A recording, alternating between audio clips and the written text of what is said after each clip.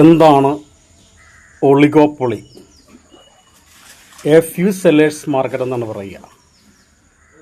ഒരേപോലെയുള്ളതോ അല്ലെങ്കിൽ ചെറിയ വ്യത്യാസങ്ങളുള്ളതോ ആയ ഉൽപ്പന്നങ്ങൾ വിൽക്കുവാൻ ഏതാനും വൻകിട സ്ഥാപനങ്ങൾ മാത്രമുള്ള കമ്പോള സംവിധാനമാണ് ഒളിഗോപ്പൊളി എന്ന് പറയുക.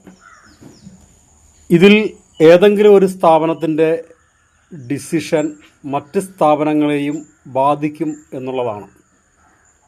ഇപ്പോൾ ഓട്ടോമൊബൈൽ മേഖലയിലാണെങ്കിൽ Maruti Suzuki, Tata motors, Hyundai, Honda ഇതെല്ലാം ഈ പറയുന്ന ഒളിഗോപ്പൊളിയിൽ വരുന്ന ഉദാഹരണങ്ങളാണ്. ടെലികോം മേഖലയിലാണെങ്കിൽ ജിയോ, വോഡഫോൺ ഐഡിയ, എയർടെൽ തുടങ്ങിയ സ്ഥാപനങ്ങളെല്ലാം ഈ ഒളിഗോപ്പൊളിയിൽ ഉൾപ്പെടുന്നവർ ആണ്. പ്രൈവറ്റ് ബാങ്കിങ് സെക്ടറിലാണെങ്കിൽ HDFC, അതുപോലെ ICICI, ആക്സിസ് ബാങ്ക് ഇങ്ങനെയുള്ള ബാങ്കുകളെല്ലാം ഒളിഗോപ്പൊളി കാറ്റഗറിയിൽ വരുന്നതാണ്.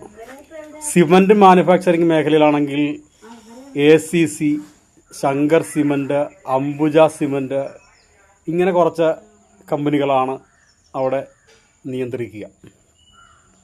അപ്പോൾ ഇത്തരം മേഖലകളിൽ മിക്കവാറും ഒരു പ്രൈസ് ലീഡർ ഉണ്ടാവും. ആ മേഖല ഏറ്റവും ഡോമിനേറ്റ് ചെയ്യുന്ന ഒരു സ്ഥാപനം ഉണ്ടാവും. അവരുടെ പ്രൈസിങ് ഡിസിഷൻ ആയിരിക്കും മറ്റ് സ്ഥാപനങ്ങൾ മിക്കവാറും ഫോളോ ചെയ്യുക. അപ്പോൾ ഒളിഗോപ്പൊളി എന്താണെന്ന് മനസ്സിലായെന്ന് വിചാരിക്കുന്നു. Thank you.